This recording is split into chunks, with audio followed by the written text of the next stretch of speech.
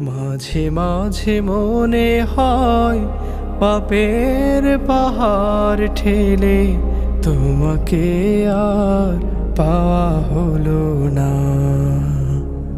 তখনই মনে পড়ে দয়ার আধার তুমি, বান্দাকে কোনো দিন ভুলো না। মাঝে মাঝে মনে হয় পাপের পাহাড় ঠেলে তোমাকে আর পাওয়া হলো না। তখনই মনে পড়ে দয়ার আধার তুমি, বান্দাকে কোনো দিন ভুলো না।